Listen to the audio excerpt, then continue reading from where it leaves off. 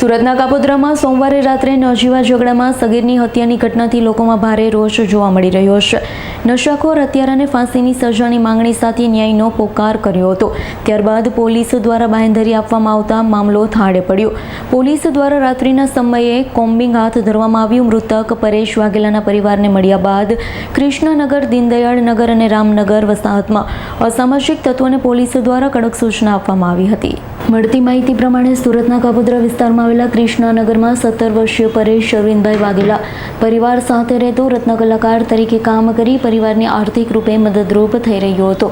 14 એપ્રિલની રાત્રે કામ પરથી ઘરે પરત ફરતી વખતે પરેશ પ્રભુ શેટ્ટી નામના યુવક સાથે અથડાયા બાદ પ્રભુ શેટ્ટીએ 10 રૂપિયાની માંગણી કરી. જો કે પરેશ પાસે રૂપિયા ન હોવાથી તેણે ઇનકાર કરતા પ્રભુએ પરેશને ચપ્પુના ઘા મારી મોતના ઘાટે ઉતાર્યો.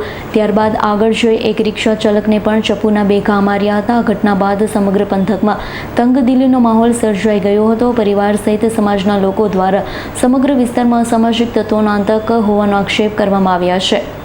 5 થી 6 કલાક માટે તંગદિલી જેવો માહોલ રહ્યા બાદ ક્રાઇમ બ્રાન્ચ, એસઓજી અને સ્થાનિક પોલીસ દ્વારા બાંહેધરી આપવામાં આવતા મામલો થાળે પડ્યો હતો. મૃતકના પરિવારજનો અને સમાજના લોકોના આક્ષેપના પગલે રાતના સમયે કાપોદ્રા વિસ્તારમાં પોલીસના ધાડે ધાડા ઉતારવામાં આવ્યા. Kapodra police zone 1 DCP Alok Kumar, SOG DCP Nakum અને crime branch DCP Bhavesh Rojiya સહિતના પોલીસ દ્વારા મૃતકના પરિવારને મળ્યા. ત્યારબાદ કૃષ્ણનગર વસાહત, દીનદયાળ નગર વસાહત અને રામનગર વસાહતમાં કોમ્બિંગ કરાયું હતું. અસામાજિક તત્વોને પોલીસ દ્વારા કડક સૂચના આપવામાં આવી. Bureau report, S9 news, Surat. અમારી તમામ માહિતીથી અપડેટ રહેવા માટે જોડાયેલા રહો S9 ન્યૂઝ સાથે.